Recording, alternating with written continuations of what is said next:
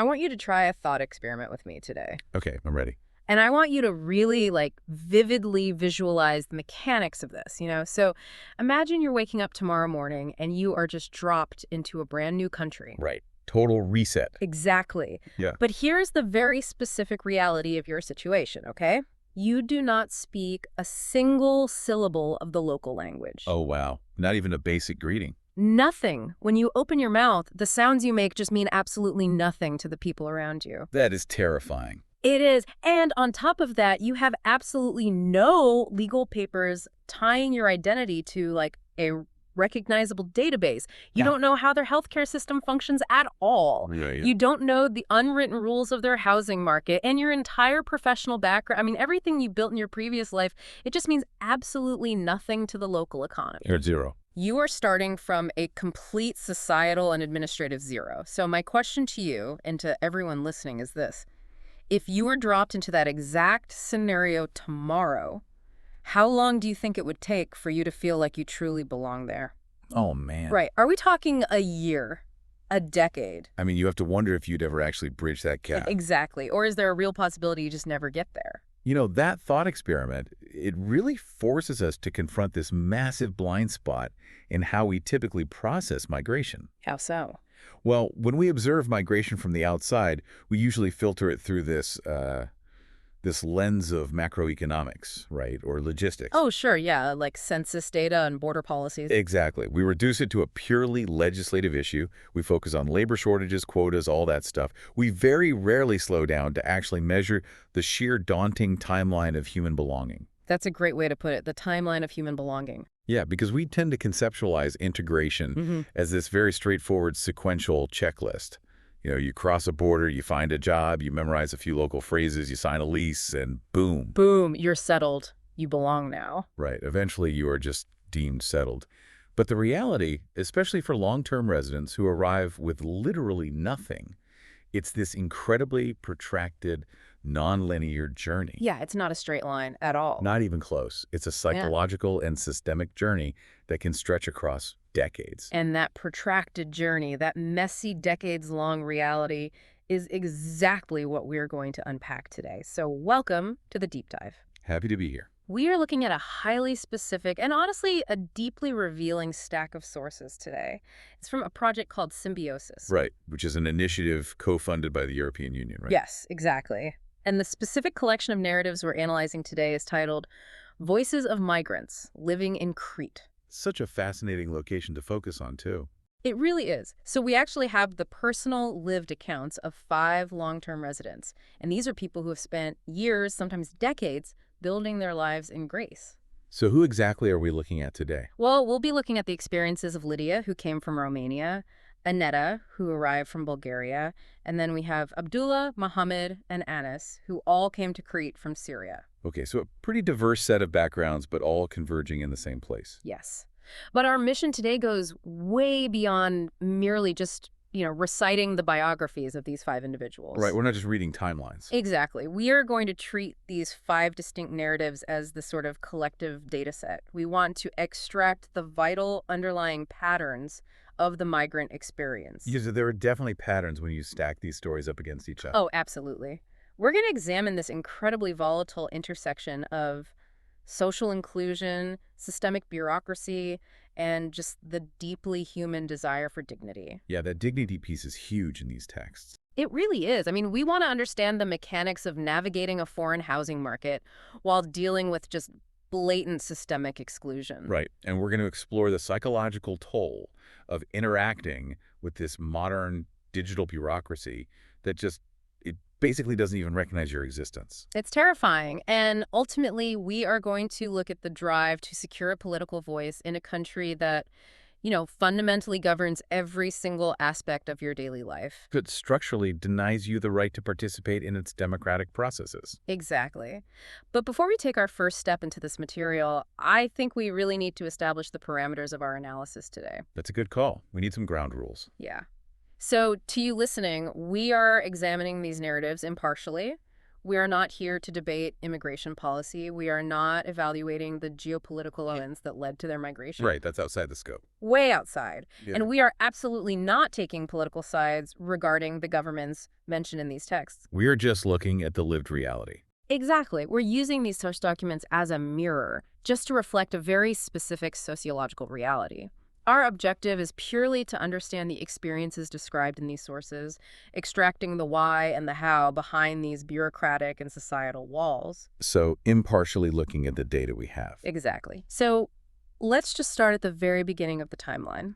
Day one in a new country. The free fall. The free fall, yeah. When you synthesize these 5 accounts, the immediate, towering obstacle, I mean, the wall everyone hits before they can even worry about housing or legal status, is language. Yeah, language operates as the absolute foundational barrier. I mean, without a functional grasp of the local language, every subsequent step of survival just becomes exponentially harder. You literally can't do anything. Right, securing a job, finding shelter, even just buying basic groceries. You are essentially operating blind and deaf in a highly complex environment. And what stands out most sharply in these source texts, at least to me, is the sheer absence of any formal, state-sponsored linguistic support during those critical early days. It's just a total void. Yes, exactly. I really want to look at the mechanics of that absence Right. because it creates this massive paradox for the individual. How do you mean? Well, it's like trying to build an airplane while you're already in free fall. Oh, that's a perfect analogy. Right. You desperately need the language to secure a job, but you need a job immediately just to afford food and shelter, which means you have to learn the language on the fly while simultaneously engaging in heavy labor. Yeah, you don't have the luxury of taking a 6-month intensive course before you start working. Exactly. And Lydia's story illustrates this perfectly. So she arrived in Greece from Romania back in 2003. And according to her account, back then, there were 0 formal language programs available for immigrants. None at all. None. So her solution was simply to learn Greek entirely on her own in 4 months. 4 months. 4 months. 4 months to achieve functional fluency without a classroom, without a textbook, and without a teacher. I mean, that is a staggering cognitive achievement. And we really have to contextualize what that actually requires from a person. Yeah, walk me through that. Well, Lydia explicitly mentions in her interview that she didn't have the opportunity to attend school while she was growing up in Romania. Oh, wow. Okay, so she's not coming from an academic background. Exactly. She wasn't relying on these deeply ingrained formal study techniques. Yeah. She didn't have the luxury of sitting at a quiet desk with flashcards, you know? Right. She's out there working. Yes. While she was rapidly absorbing Greek vocabulary and syntax during those 4 months, she was simultaneously working 2 separate jobs. 2 jobs. 2 jobs. She was primarily engaging in grueling agricultural labor and cleaning houses, just to generate enough income to physically survive. So she's basically learning a new language through the sheer physical exhaustion of survival. Exactly. She's learning it in the fields, in people's kitchens. And you see a very similar mechanism with Mohammed and Anita. So Anita arrived from Bulgaria in 2005, and Mohammed arrived from Syria around 2008. Right, okay. And both of them point out that their classroom essentially was the workplace. They learned the language primarily through manual labor. So on construction sites, farming fields, commercial kitchens, that sort of thing? Exactly. They were literally learning the Greek words for the physical tools they were holding in their hands, the physical tasks they were being ordered to complete. And probably the immediate dangers of their work environment, right? Like learning how to say watch out or hot before anything else. Oh, absolutely. Now, Mohammed does mention that he eventually managed to enroll in a formal language program provided by the Ministry of Education. Oh, okay, so there was something. There was, but he didn't enroll until 2011. Wait, so he arrived in 2008. Yes, around 2008. So that's years later. That's years after he initially arrived and had already navigated the most precarious, dangerous phase of his migration. Exactly. And that specific timeline Mohammed provides, it highlights a really crucial systemic gap. Yeah, it shows that the state apparatus designed for integration, the language programs, the orientation classes, it often moves at this glacial bureaucratic pace. Glacial is the word. Right. It is entirely misaligned with the immediate, desperate, real-time needs of the newly arrived migrant. So from a sociological standpoint, the question becomes, How do they survive that gap? Right. How do they function before the state even catches up to the fact that they exist? And the pattern across all 5 of these interviews provides a very clear answer. They survive by relying entirely on informal, grassroots community networks. The community steps in where the state isn't. Exactly. In the early days, official state aid is virtually non-existent. Survival is entirely crowdsourced. Crowdsourced survival, that's a powerful way to frame it. Yeah, and the reliance on those informal networks is absolute. For example, Abdullah details how he arrived and immediately secured work as a day laborer. And he did it entirely through his fellow countrymen because they shared Arabic as a common language. Right, that immediate linguistic bond. Exactly. Anas found construction work through Arabic-speaking acquaintances who had already navigated the local market. They act as guides. Yes, and Lydia relied really heavily on her aunt, who's already established in Greece, to help her secure her first job and to act as this crucial linguistic bridge in the very beginning. That makes total sense. But let me push back on this dynamic for a second. Sure, go for it. If a state is ostensibly trying to manage migration, right, if that's their goal, why does it completely cede this hypercritical early stage to informal community groups? That's the million-dollar question. I mean, Lydia mentions these informal networks providing milk, diapers, clothes, and toys to newly arrived families. Why is a decentralized network of migrants able to organize these essential logistics while the official, well-funded state programs seem completely missing in action? Well, the causality behind that gap really comes down to the fundamental difference in how informal networks and state bureaucracies actually operate. Okay, unpack that. So informal networks are incredibly agile, right? They operate on a currency of trust, shared culture, and most importantly, shared trauma. Shared trauma, yeah. They've been there. Exactly. The established migrant community understands the exact, immediate, unvarnished needs of the people arriving because they were in their exact shoes just a few years prior. Right. They don't need a committee to tell them a mother needs diapers. Precisely. They just go get the diapers. Yeah.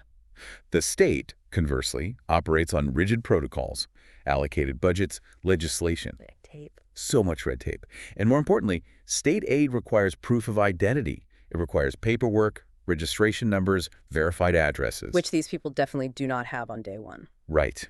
These are proofs of existence that newly arrived individuals almost universally lack upon arrival. The state cannot deploy resources to a ghost. And in the eyes of the bureaucracy, a newly arrived migrant without papers does not yet exist. Man, I hear that, but I am struggling to square this heavy reliance on ethnic enclaves with the long-term goal of integration. Okay, how so? Well, think about it. If you spend your first 3 years in Crete, only speaking Arabic with Syrian coworkers, living in a micro-community, and relying entirely on your countrymen for everything from jobs to baby formula, aren't you just building a silo? I see where you're going with this. Right. How does relying on a segregated base camp actually translate into integrating with the broader Greek society? Doesn't it just lead to living a parallel existence completely isolated from the host culture? You know, that is actually the most common critique of community networks. But the core principles outlined in the Symbiosis Project argue the exact opposite mechanism. Oh, really? Okay, explain that. Yeah, one of the foundational tenets highlighted in the source text is that migrant communities desperately need dedicated spaces for gathering and cultural expression. They need them, okay. Yes. The sociological theory here is that preserving cultural identity and supporting one another in a familiar environment actually empowers the individual. It helps them eventually become a more active, confident participant in the broader host society. Wait, really? By staying connected to their roots, they integrate better? Yes. Think about it. If an individual is entirely isolated, linguistically cut off, and terrified of making a mistake, they are going to adopt a highly defensive posture. Right, they'll just hide. Exactly. They will avoid interaction with the host culture out of pure self-preservation. Having a community network provides a psychological safety net. It gives them the stability required to take the immense risks associated with stepping out into a foreign society. Okay, wow. So the enclave isn't a wall keeping them in. It's the foundation they stand on to reach over the wall. Exactly. That's a great way to visualize it. That reframes Lydia's perspective entirely for me, because she specifically mentions in her interview a deep desire for a Romanian club in Chania. Yes, I remember that part. She says, and I quote, "If there was a Romanian club here, I would love to be a member." And, initially you might think, oh, she wants to isolate. But she isn't expressing a desire to isolate herself from Greek society at all. She is literally married to a Greek man. Right. She is fully embedded in the culture. But she still desires a dedicated space that validates her origin, a place where she doesn't have to mentally translate her thoughts before she speaks them. Precisely. It's about cognitive rest. But if we pull back and look at the macro-level implications, this absolute reliance on informal networks exposes a massive systemic failure on the part of the state. Yeah, because the state is basically doing nothing. Right. It certainly highlights the incredible resilience and resourcefulness of these individuals, which is amazing. But it also reveals a structural void where formal intercultural education should be operating. So the state is basically outsourcing integration. Exactly. When a host state effectively outsources the early stages of integration to the migrant community itself, it significantly delays the acquisition of the local language and the transfer of professional skills. And that hurts everyone. Yes. In the long run, this delay harms the host state's own economy because they are keeping potential skilled labor trapped in an inefficient survival mode. And that structural void leads us directly into the next phase of this timeline. So let's trace the logical progression here. Okay. You have survived the initial free fall, right? You leaned on your community network, you picked up enough of the language on a construction site to communicate basic needs, and you are earning a meager income. Right. The immediate crisis of day one is officially over. Yes.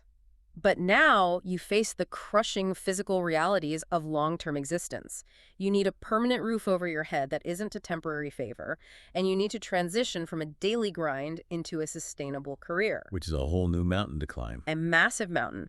And based on these sources, trying to secure housing in Crete as a migrant sounds like navigating a completely rigged market. It is a severely constricted market. And the sources reveal that long-term migrants are being aggressively squeezed out by two distinct compounding forces. Okay, what's the first force? First, you have to look at the macroeconomic shifts in the region. Mohammed explicitly points to what he identifies as the Airbnb effect. The Airbnb effect. Yeah. He notes that finding a home became extraordinarily difficult and prohibitively expensive starting around 2014.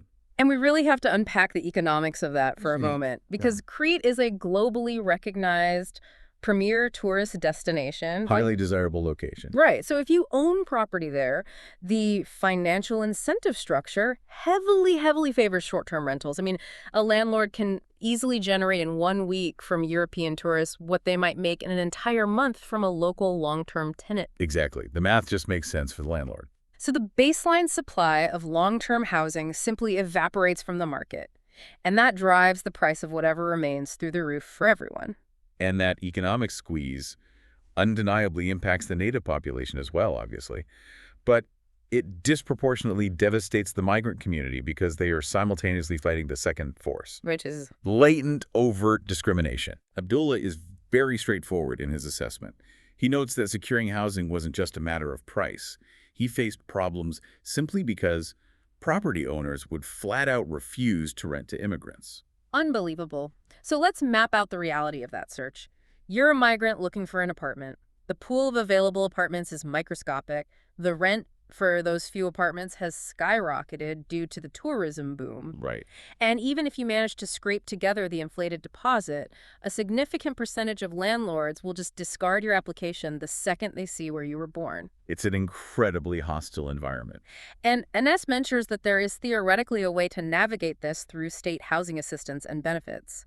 But Aneda points out a systemic flaw that turns this assistance into an absolute trap. Yeah, this part of her interview was eye-opening. It was. She notes that the housing laws keep changing, making the bureaucracy more demanding.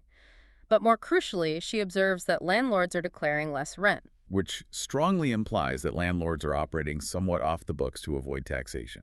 Right, so how does a landlord's tax evasion impact a migrant's ability to get state aid? Seems like two different issues. Well, it creates this inescapable catch-22. Think about it. If a landlord is underreporting their rental income to the state to avoid taxes, the absolute last thing they want is a tenant who intends to submit a formal, official lease agreement to a government ministry to claim a housing allowance. Oh, wow. Because that creates a paper trail. Exactly. The landlord's tax strategy requires the transaction to remain informal and hidden. But the migrant, who desperately needs that state allowance just to afford the artificially inflated rent, is legally required to provide that formal documentation. So the migrant is punished for following the rules. Yes, Consequently, the migrant is effectively locked out of the very apartments they might otherwise be able to secure, simply because they need to play by the state's rules while the landlords refuse to. That is just, it's a bureaucratic maze where the walls are constantly shifting depending on who you were talking to. And the economic pressure doesn't end with housing either. Anita makes a very stark comparative observation about the general cost of living. Right. Over time. Yeah. She states that in the past, a migrant could actually live relatively well on the salary they were given for manual labor. Like, it was hard work, but you could survive. You could build a life. But today, she notes, the wages have stagnated completely, while the cost of basic survival has become overwhelmingly expensive. And that's a burden that is magnified heavily when you are trying to raise a child, as she is. Which necessitates a deep dive into how these individuals are actually generating that income. Because we really must examine the vocational pathways and the glaring vocational gaps highlighted in these texts. Yeah, let's get into the jobs. When you analyze the career trajectories of these 5 individuals side by side, a fascinating divergence emerges, and it revolves entirely around the sociological concept of acquiring a specialty. I really want to spend some time here because this seems to be the fulcrum on which their entire future balances. It absolutely is. Securing a recognized trade or specialty appears to be the absolute golden ticket. It is the only reliable escape hatch out of low-wage, physically destructive, highly insecure manual labor. Yes, having a specialty changes everything. But the paradox is that there is virtually zero systemic infrastructure provided by the host country to help them acquire that ticket. Let's trace that divergence through the sources. Take Lydia's trajectory, for example. Okay. She explicitly states that her long-held dream was to become a nurse. Right. However, because she arrived needing immediate income, she was absorbed immediately into agriculture and domestic cleaning, working 2 demanding jobs simultaneously. Survival mode. Yes. Now, today, years later, she's employed as a hospital helmet. Now, she finds immense personal dignity in this role. She knows with pride that she is still contributing to the hospital environment and helping people in her own way. Which is wonderful. She's adjacent to her dream. She is. But she explicitly states that the system offered no upward mobility. There was 0 state-sponsored training provided to help her transition into a better, higher-skill position like nursing. Wait, really? Nothing at all? The only formal training she ever received was strictly limited to infectious product management. And that training was designed solely to make her better at her current cleaning role, not to elevate her out of it. So she's trapped. She is stagnated vocationally because she never had the opportunity to receive a foundational education, and the host country provided absolutely no bridge for her to cross over into skilled labor. Now, contrast Lydia's stagnation with Muhammad's trajectory, because he also started at the bottom, right? Working grueling hours in general construction and handling frozen products. Right. But at some point, he managed to learn what he beautifully refers to as the art of aluminum. He acquired a specific, tangible trade. A specialty. Yes, and the moment he secured that specialty, his entire reality shifted. Finding work became infinitely easier and far more lucrative. It changes the whole dynamic. It does. And Abdullah's path mirrors this almost exactly. He started out as a general laborer, dedicated himself to learning Greek, transitioned into working inside an aluminum store, and today, he is actually managing that shop. See, that specific transition from a replaceable general laborer to a manager, or from an unskilled construction worker to a specialized tradesman, it fundamentally alters an individual's interaction with the host society. How so, beyond just the money? Well, it isn't just about a higher hourly wage. It provides structural financial stability. It offers physical safety compared to the bodily toll of agricultural labor. And crucially, it elevates their social standing within the community. Right, they go from being unseen labor to being recognized professionals. Exactly. And Muhammad didn't let his momentum stop with aluminum either. He leveraged that stability to enroll in night school, eventually completing a specialty as a nursing assistant. He effectively built his own ladder. Which is an incredible testament to his personal drive, but I have to challenge the systemic implications of this. Challenge away. Anita states point blank in her interview, no training is provided in terms of work. Everyone learns on their own. And Ass echoes this completely, stating that there is no state organization that trains you or helps you secure employment. He says employers demand prior experience, but there is no mechanism to get that initial experience. The classic catch-22 of employment. Exactly. So if acquiring a specialty is the only viable path out of poverty, but the state provides absolutely no vocational training infrastructure, how is this sustainable? What are the interviewees themselves suggesting to fix this broken mechanism? The synthesis of their suggestions points toward an urgent need for targeted, systemic intervention by the state. Okay, what does that look like? Well, Annis argues a very logical sequence. He says there must be robust support for language and skills training first, before the expectation of sustainable employment is enforced. He views this educational foundation as the absolute prerequisite for integration. That makes total sense. And the consensus across the 5 sources is that the state must design and implement tailored vocational training programs. Crucially, they need to offer language support that evolves beyond just basic conversational survival Greek. Right, beyond just ordering a coffee. Exactly. The language programs need to be specifically geared toward professional, technical, and industry-specific vocabularies.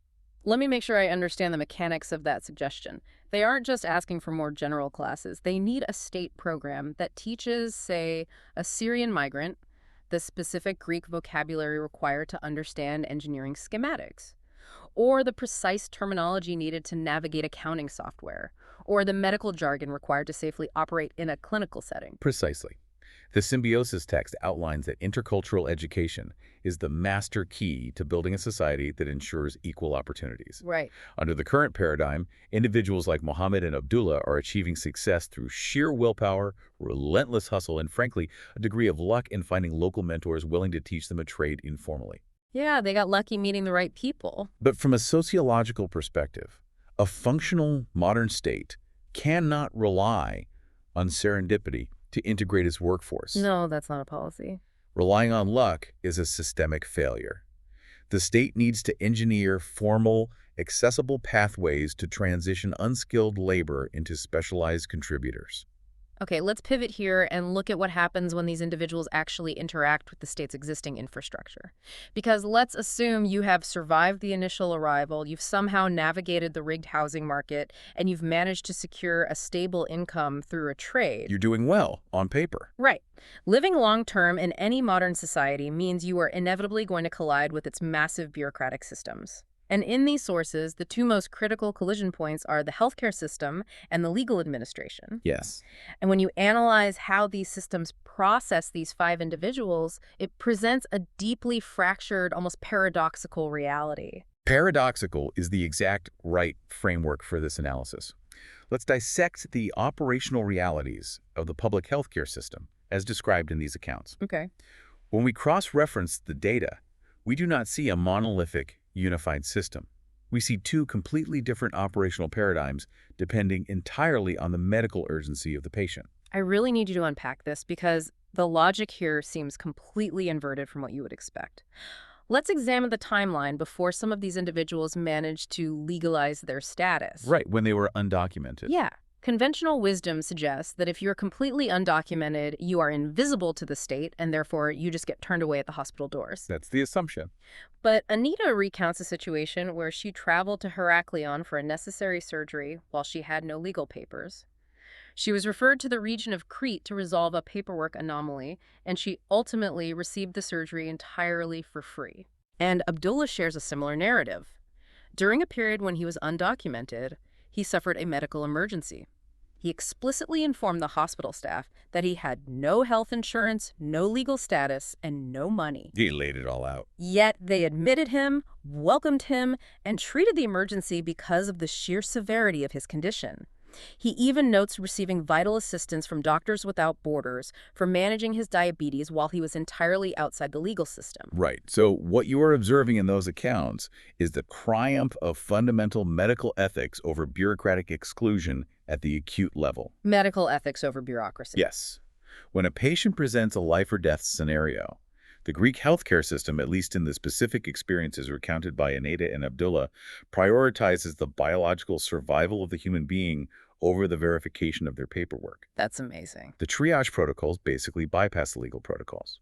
The system demonstrates a remarkable capacity to respond adequately and compassionately to an acute crisis. But here's where the paradox hits.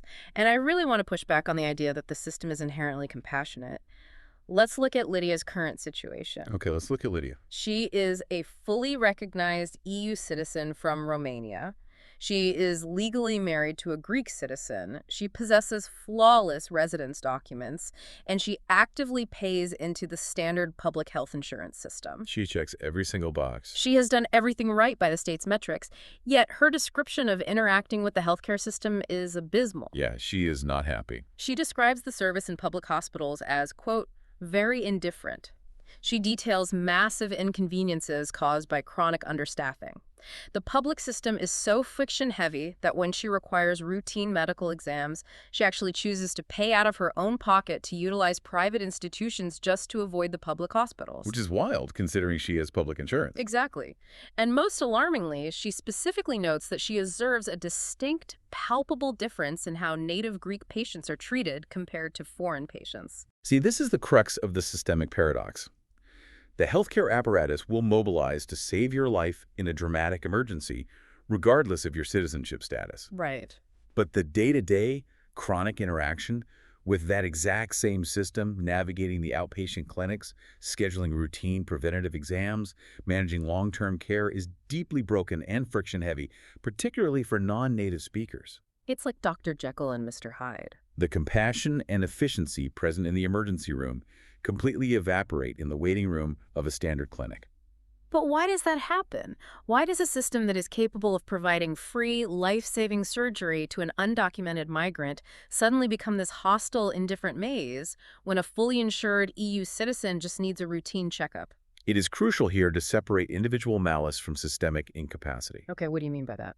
The failure here is not necessarily driven by a lack of compassion from individual doctors or nurses, but rather a total lack of tailored structural capacity. The symbiosis principle argues that public services must be designed to meet the needs of everyone residing in the territory. Right, everyone. But Mohammed's interview pinpoints precisely where the architecture of the system collapses. He observes that there isn't necessarily a coordinated, malicious policy targeting migrants. Instead, there is a total systemic absence of trained staff equipped to handle the specific linguistic and cultural needs of migrants and refugees. He specifically highlights the language barrier inside the clinical environment, right? The danger of not being able to communicate symptoms accurately. Exactly. He notes that there are absolutely no official interpreters appointed or available for the needs of migrants within the hospital system. None at all. None. Ennis corroborates this entirely, explaining that if you do not possess fluency in medical Greek, your only option is to bring a bilingual friend to the hospital to translate your medical issues to the doctor. Oh my God. Consider the mechanics of that. Imagine trying to articulate complex, nuanced physical symptoms or trying to comprehend a complicated diagnosis translated through a buddy who might only possess conversational street Greek. That's terrifying. The margin for dangerous medical error is massive. It's huge. And furthermore, Mohammed identifies a deeper staffing crisis. He notes that senior curators are frequently absent from on-call duties, leaving the clinics staffed primarily by junior trainees. So they don't even have the most experienced doctors on the floor. Right. These trainees, while obviously medically educated, often lack the experience to navigate complex, cross-cultural patient interactions where communication is severely compromised. So simply trying to access routine preventative health care transforms into this incredibly daunting, exhausting logistical nightmare.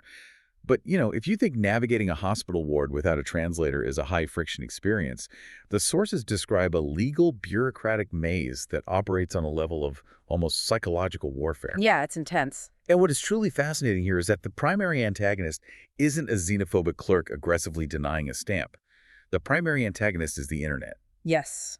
You are referring to the rapid shift toward digital bureaucracy. I am. This is a highly modern, increasingly ubiquitous problem that is systematically disenfranchising vulnerable populations on a global scale. And the mechanics of this exclusion are vividly illustrated in Annis's narrative. Yeah, Annis describes a situation that is genuinely terrifying in its banality. Like, it's so boring, but so scary. Right. He explains that in previous years, the application process for legal residency papers was conducted in person, face-to-face with a government employee. And he actually preferred that analog system because the communication was direct. If there was an issue, he knew immediately. You could just ask the person across the desk. Exactly. But recently, the state has mandated that everything must be processed online. So Annis dutifully applied for his residence permit through the new digital portal, and nothing happened. Just crickets. His application just sits there, unchecked by a human. He is currently caught in a completely opaque digital void. Because of this administrative delay entirely on the state's end, he is effectively existing in the country illegally. He physically cannot hand over a paper document to a police officer or an employer to prove that he is actively trying to comply with the law. Annis's situation is a textbook example of how administrative systems designed to streamline state processes and cut overhead costs can inadvertently construct invisible, impenetrable walls for marginalized communities. It is as if your entire legal existence, your right to literally occupy physical space in a country, is buffering indefinitely on a frozen computer screen. Buffering indefinitely, yeah. And because the system is digitized, there is no physical customer service desk you can walk up to and demand an answer. You are completely at the mercy of an algorithm.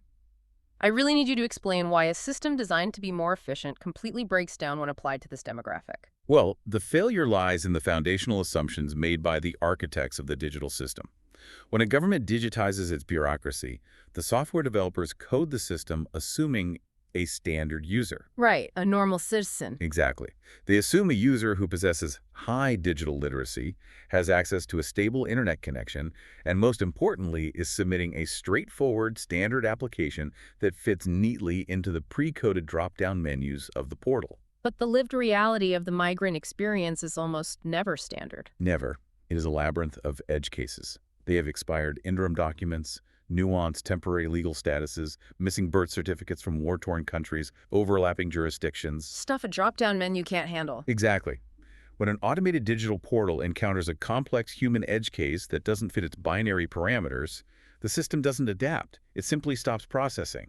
It leaves the applicant in a permanent state of pending. Wow. And Lydia's testimony backs up this technological failure completely. She states unequivocally, and I quote, "Online services do not help much." Yeah, she is not a fan. Why?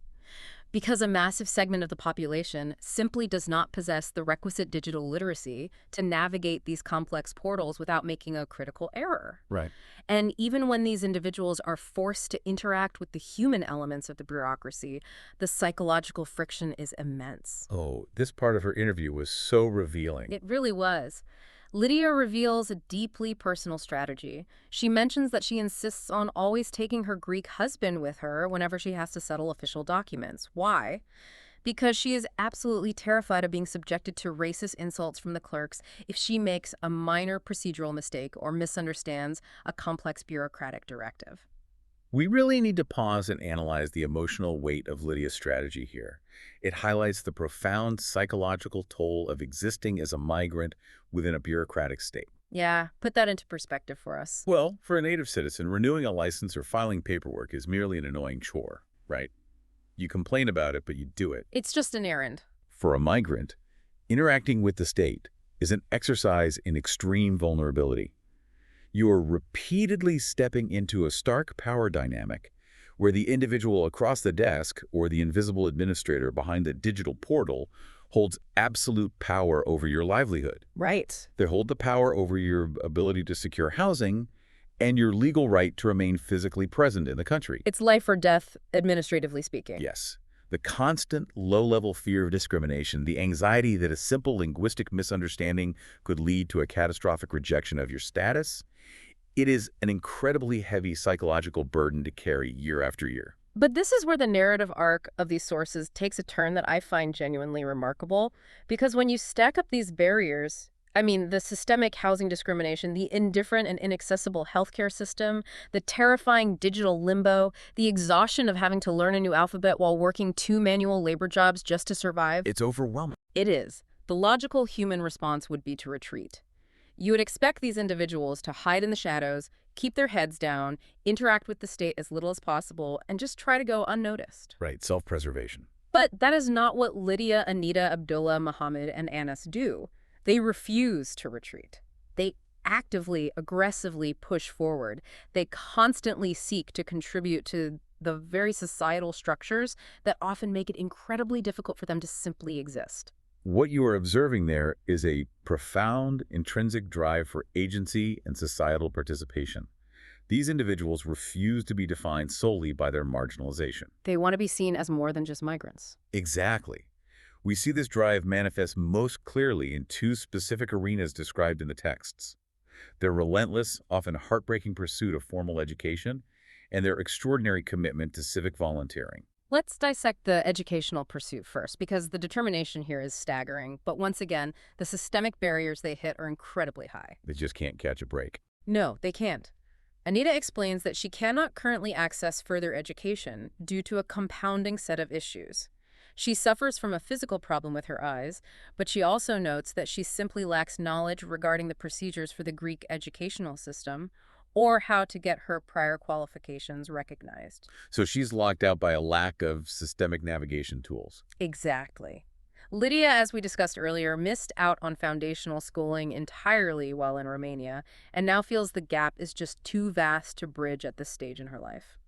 But then you analyze a case study like Mohammed, who simply refuses to let the bureaucratic barriers halt his momentum. Right, Muhammad is a force of nature. He really is. As we touched on earlier, he managed to enroll in a Ministry of Education language program in 2011.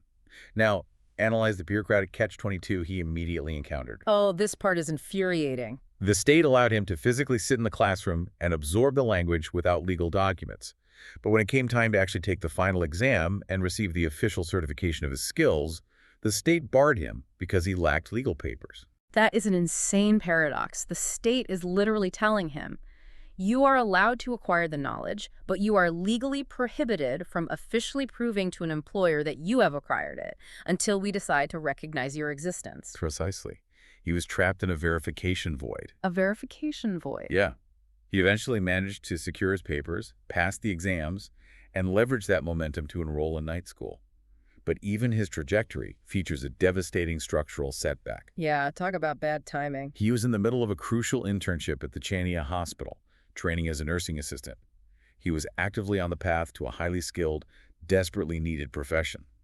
Then, the global COVID pandemic hit, and the hospital halted all practical training. Which happened everywhere. Right. But during this pandemic-induced delay, Mohammed's legal documents expired. When the hospital eventually reopened its doors for interns to resume their training, Mohammed was barred from re-entering the program because his paperwork was no longer valid. So the digital buffering we discussed earlier, the state's inability to process paperwork efficiently literally derailed his medical career in the middle of a global health crisis. And we must examine the psychological impact of that specific interruption. The source text notes that Mohammed is currently experiencing a profound crisis of confidence. That is heartbreaking. It is. He admits that he doesn't know if he can continue in the nursing profession. He states he finds it difficult, specifically noting the heavy, terrifying responsibility of dealing with people's lives. The intense momentum he had spent years building up was shattered by a collision of a global biological event and local bureaucratic inefficiency. But what is incredible is that he doesn't let that energy dissipate. He channels it elsewhere. Yeah. And this leads us to the section of the deep dive that I think requires the most sociological unpacking. Okay, let's hear it. Let's analyze the concept of volunteering, because Muhammad isn't just working his day job. He is actively volunteering his limited free time with the Red Cross. He is volunteering with the Samaritans. He has actively sought out and completed firefighting seminars and disaster management training. Let's remember the context here. This is a man who spent his first 7 years in Greece entirely without legal papers, entirely unrecognized by the state, and now he is actively training to put his physical life on the line to fight their fires. And Muhammad is not an outlier in this mindset either. No, Abdullah expresses a highly articulated, specific philosophy regarding civic duty. He states unequivocally that providing free services to people in need and facilitating the daily lives of his neighbors is an absolute obligation he owes to the country he resides in. An obligation. An obligation. Anas shares this exact same sentiment.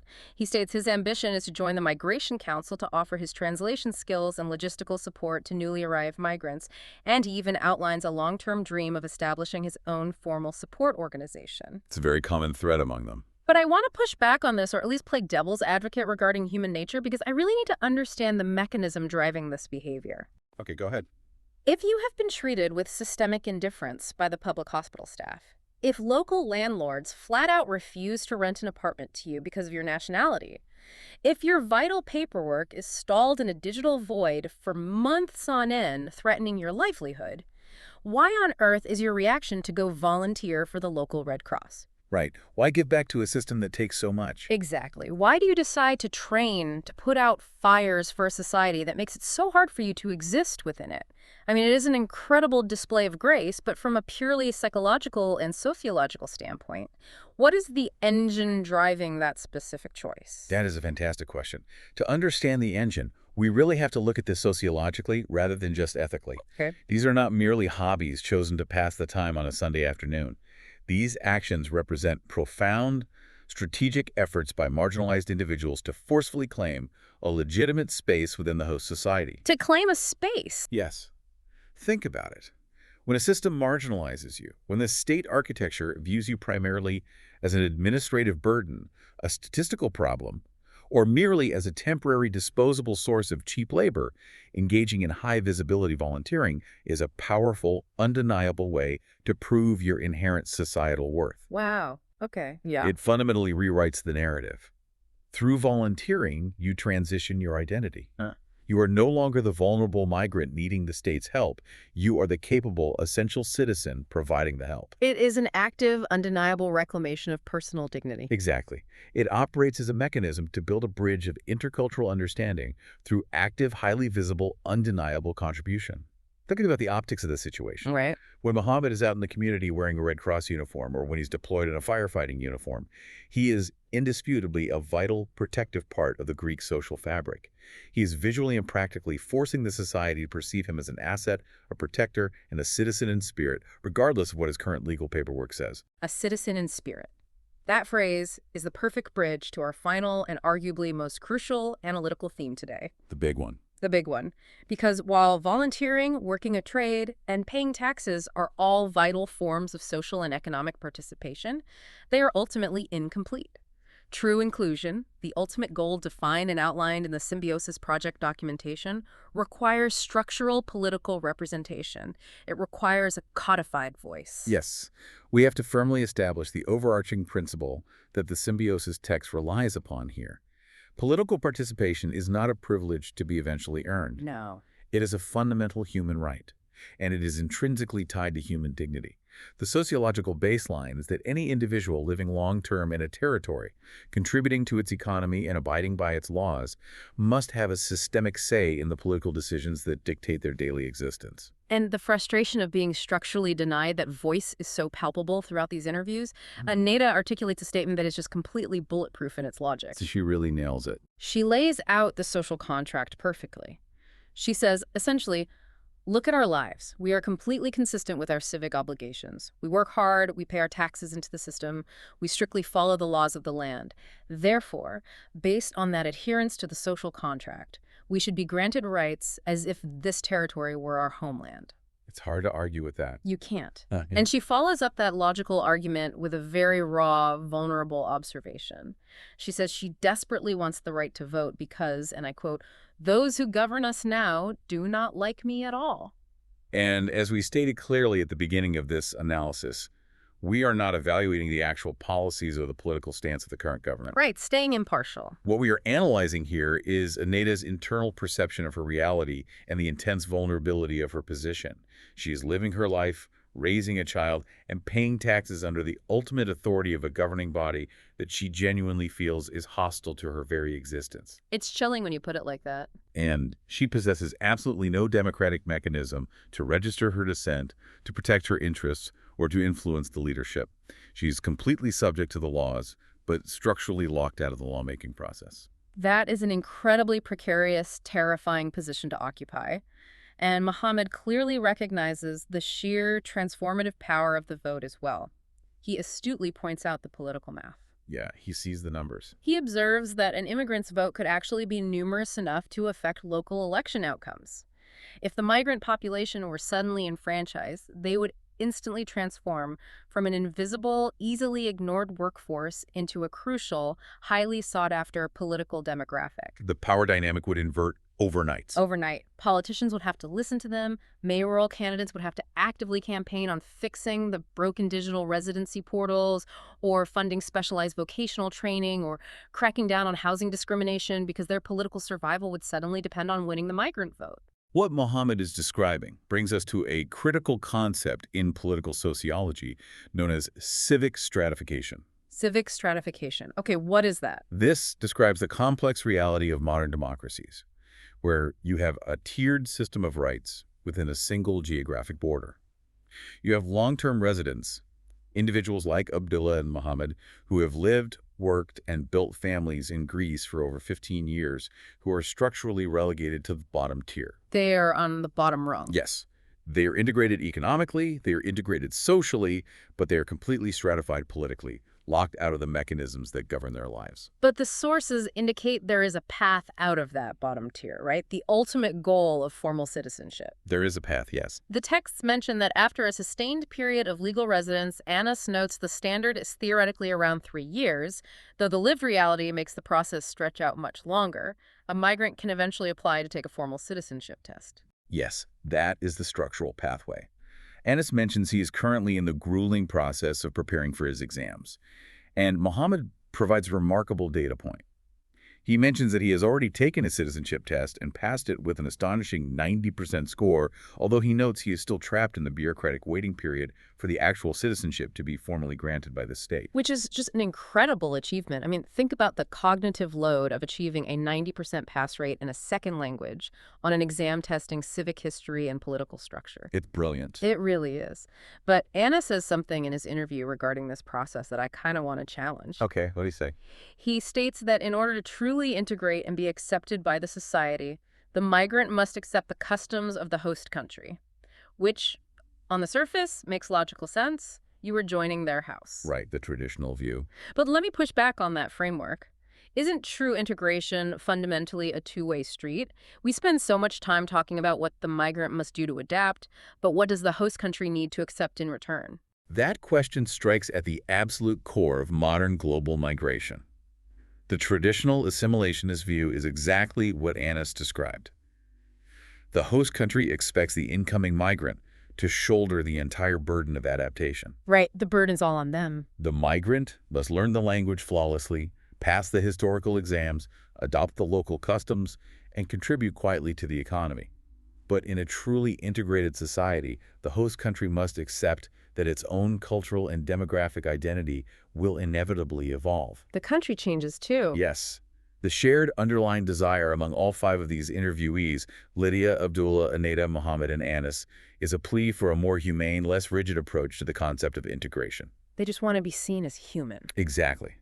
They're implicitly asking the host country to stop viewing them merely as a temporary labor force or an administrative problem to be managed.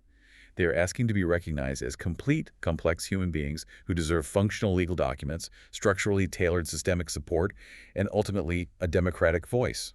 It is a profound, incredibly complex societal exchange, and we've covered an immense amount of ground today trying to map its mechanics. Let's try to synthesize this incredible multi-decade journey we've analyzed through these sources. It's a lot to take in. It is. We've examined the chaotic, high-stakes early days where these individuals arrived at sub-zero, relying entirely on the fragile, informal networks of their countrymen just to secure diapers and day labor while learning a language on the fly. The crowdsourced survival phase. Exactly. We've analyzed how they had to fight through a housing market squeezed by macroeconomic tourism trends and overt discrimination, only to hit a vocational ceiling because the state fundamentally refuses to provide targeted training. We dissected the glaring paradox of a public health care system that will fiercely mobilize to save your life in a chaotic emergency room, but will leave you completely unguided and linguistically isolated during a routine preventative checkup. The Jekyll and Hyde system. Right. And we observe the modern terror of how the shift to digital bureaucracy can inadvertently trap someone like Annas in an endless, opaque, buffering state of legal limbo. But overriding all those systemic failures, we saw an undeniable aggressive resilience. Incredible resilience. We saw Lydia conquering the Greek language in 4 months. We saw Mohammed mastering the art of aluminum, pursuing a nursing career, and training to fight local fires. We saw Annas formulating plans to start a support organization to pull others up behind him. They refuse to give up. Every single one of them is pushing, studying, and volunteering, driving relentlessly toward that ultimate critical threshold of political representation and formal citizenship. Because When you distill all the sociological theory down to its core, a functioning democracy requires a voice for all its participants, regardless of where their journey began. Exactly. So, to you listening to this deep dive right now, the next time you casually cast a ballot in a local election, or even just the next time you effortlessly log into a government web portal to renew your driver's license with a few clicks of a mouse, I want you to actively consider the massive invisible walls we analyzed today. Think about what it takes for others to do the same thing. Exactly. Think about the millions of individuals standing on the other side of those exact same walls, expending massive amounts of energy trying to navigate those exact same mundane systems just to build a safe, recognized, and dignified life. And I will leave you with this final structural thought to consider. We've spent this entire deep dive analyzing the immense pressure these long-term residents are under to shape themselves, to fit perfectly into their new society, mastering the language, adopting the cultural norms, and passing the rigorous history exams. Right. But as these profoundly resilient, multilingual, community-driven, and highly resourceful individuals finally cross that ultimate threshold into full legal citizenship and secure the right to vote, how will they end up shaping and fundamentally changing the society that forced them to wait so long? It all cycles back to the premise of our initial thought experiment, doesn't it? It really does. How long does it truly take to belong? Perhaps the conclusion is that belonging isn't just about a migrant contorting themselves to fit into the rigid shape of a host country. Perhaps true integration occurs when the country slowly, inevitably reshapes itself to fit them too. Thanks for taking the deep dive with us.